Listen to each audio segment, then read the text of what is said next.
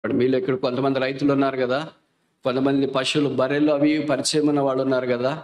మీ బర్రె పాలి లేదని ఎవరైనా 39 దెబ్బలు ఏకదాటిగా బర్రెను కొట్టిన వాళ్ళు ఉంటే చేయొద్దండి. 1 2 3 4 5 6 7 8 9 10 నీ బర్రె పాలి లేదు, అది ఊరంతా తిరుగుతుంది, ఎటెట్టు వెళ్ళిపోతుంది, అది నీకు దొరకట్లేదు, సాలలో ఉండట్లేదు. కొట్టారా?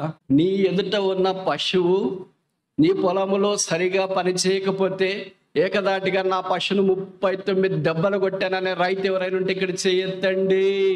మీ ఆవు ఇంట్లో నుండి పారిపోతే ఏకదాటిగా దాన్ని 39 దెబ్బలు కొట్టాననే వాళ్ళు ఎవరైనా ఉంటే చేయొద్దండి. మీరు పెంచుకున్న పశువులు 1 దెబ్బ 2 దెబ్బలు కూడా కొట్టడానికి మీ చేతులు రావే. ఒకళ్ళు కొట్టేది ఎవరైనా పక్కన చూసారే, మోగుజీవిని ఎందుకు కొడతారా? అది పాలు ఇట్లేదు, పాలు ఇకపోతే కొట్టేదేనా?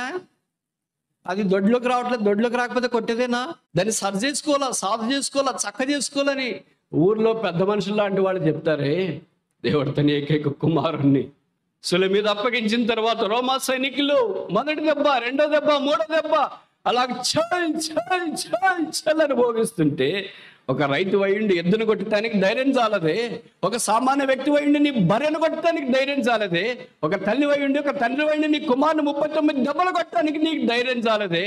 పాపం ఎరగని ఆ దేవుడు, పాపం ఎరగని తన కుమారుని శిలువ మీద అలాగూ కొట్టుట యెహోవాకు ఇష్టమాయెను. ఈ ప్రేమకు సాటైన ప్రేమ ఎక్కడుంది? ఈ ప్రేమకు ఎన్నికైన ప్రేమ ఎక్కడుంది? ఈ ప్రేమకు పోల్చదగిన ప్రేమ